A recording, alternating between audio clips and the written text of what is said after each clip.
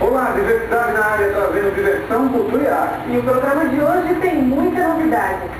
Você vai ver a segunda matéria sobre os vídeos documentários produzidos em Boa Vista. E a gente estava no campo de futebol, estava numa quadra, e dava 4 horas da tarde, a difusora era ligada para passar a programação diária. Mas Candira morre, tique-tique pega, Curitiba muda. Mas Candira morre, tique-tique pega, Curitiba muda. No meu Cariri, quando a chuva... Fabrício aqui seu segundo trabalho, que foi feito no ano passado, no 2008, que se chama Da Voz Libertadora, A Voz do Cariri, que é um filme que fala da difusora da sociedade, Boa Vista, que é a difusora da Voz do Cariri. Como que já ideia de fazer um filme falando da difusora da sociedade? Eu nasci, me criei um filme na Voz do Cariri. Acho que quem é de Boa Vista, que passou a infância lá e até a adolescência, até vai demorar lá, não deixou de ouvir a voz do Cariri. Então, assim, era muito interessante chegar ao final de tarde e a gente estava no campo de futebol, estava numa quadra e dava 4 horas da tarde, a difusora era ligada para passar a programação diária. Então, eu cresci ouvindo a difusora no Voz do Cariri. E eu achava que valia a pena deixar essa parte da história do Boa Vista registrada no documentário, porque infelizmente as pessoas vão e ninguém consegue um trabalho como era antes. Então eu achei que era o momento da gente registrar aquela passagem da Boa Vista sobre a difusora. E falei com o Moacir para a gente fazer esse documentário, ele aceitou de novo. Começamos a atuar nas pesquisas e muito rico a parte cultural e musical da difusora.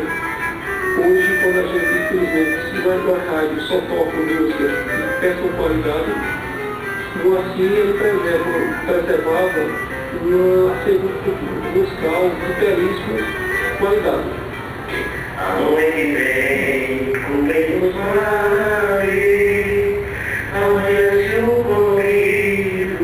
Quando comecei a fazer a pesquisa, eu não sabia então que a voz do Cariri tinha sido a voz libertadora, que foi fundada em 1949, e que Moacir Sampaio foi o primeiro controlista em 1949, e que até ele morrer, ele fazia parte da difusora.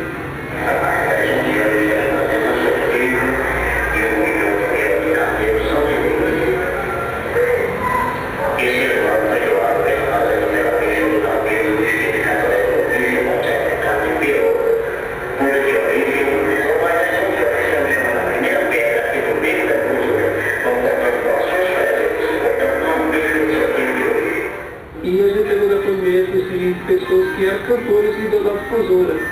E na década de 50 tem um problema de calor, no final da tarde, no começo da noite, e um problema de calor, onde a juventude do Boa Vista se apresentava nessa difusora. Vou marcar minha voz para esse tipo de Rafael. Comento que era por dentro, decido encontrar-me contigo.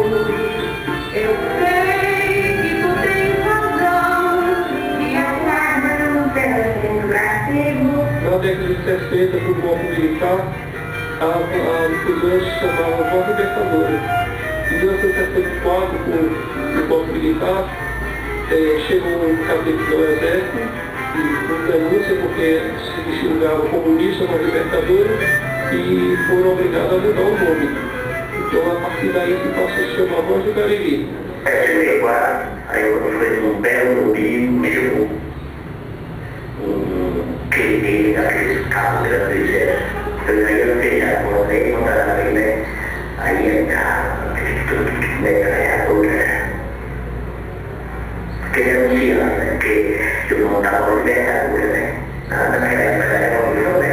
Se está transmitido essa cultura no nome de voz libertadora, você não sabe o que é comunista.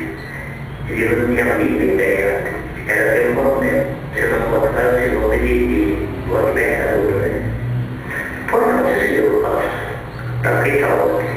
Então, o falecimento dele foi uma lacuna muito grande para a cultura, porque Moacir não era só o locutor da difusora. O Moacir foi um dos fundadores da Filarmônica de Boa Vista. O Moacir participava da parte cultural, do Carnaval de Boa Vista, dos clubes. O Moacir era uma pessoa que tinha um trabalho muito bom para a cultura de Boa Vista. E como é que está a voz de Caribe hoje após o falecimento do Moacir? Existe algum projeto para retomar a atividade na difusora? Não, a difusora está fechada por enquanto. A gente tem um projeto de fazer o memorial da difusora, porque temos, a difusora tem um acervo de discos que hoje é raridade de vinil e não existe pouquíssimos deles.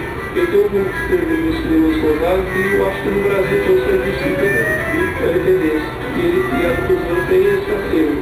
Então assim, a gente vai ter um trabalho muito voltado à preservação histórica da difusora.